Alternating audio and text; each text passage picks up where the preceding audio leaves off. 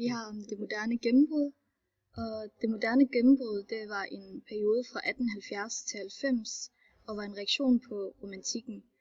Og perioden er karakteriseret ved, at man satte problemer under debat, det vil sige, at man begyndte at stille sig kritisk over for samfundet.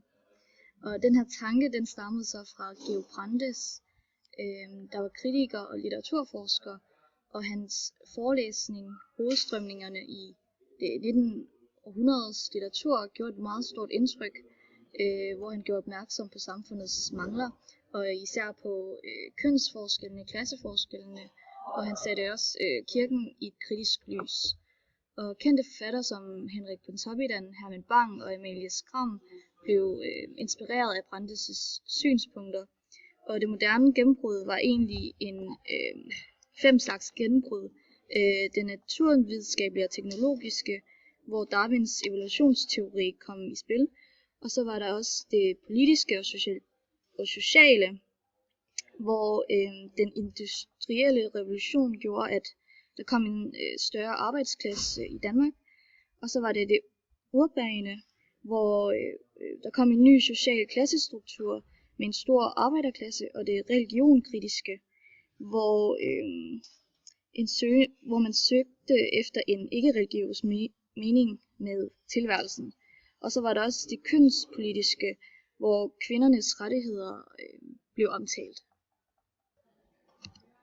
Henrik Pontoppidan var en dansk forfatter, der fokuserede på kritisk realisme og naturalisme. Kritisk realisme er, når man er samfundsengageret og samfundskritisk. Altså man kigger især på de 3 K'er, køn, klasse og kirke. Man forsøger at sætte hverdagens problemer under diskussion, og dette ses også i Pontoppidans værk Nådens brød fra 1887. Her gør Pontoppidan opmærksom på klasseforskellene i samfundet, og der skabes derved sympati med de fattige.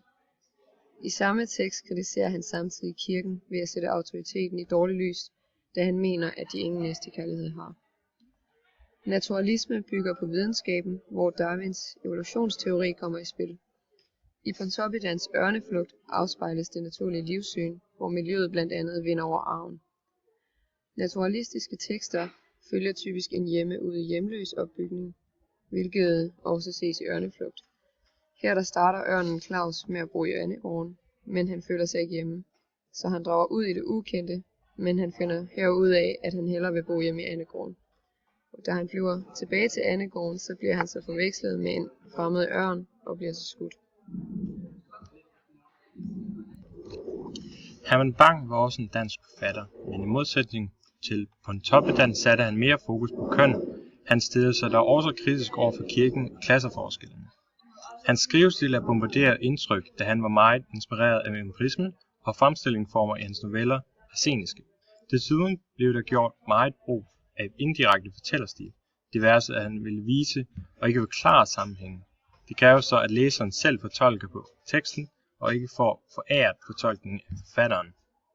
I foran alteret ser man et godt eksempel på Bangs skrivestil, og hvordan han sætter kønsroller og kirkens rolle under debat.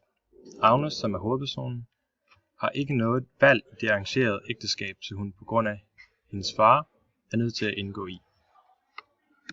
Bang var selv homoseksuel, og han fokuserede meget på tvangsægteskaber, fordi han kunne sætte sig ind i kvindernes situation, da hverken ham eller de kunne udlevere deres drømme eller seksualitet i den daværende samfund.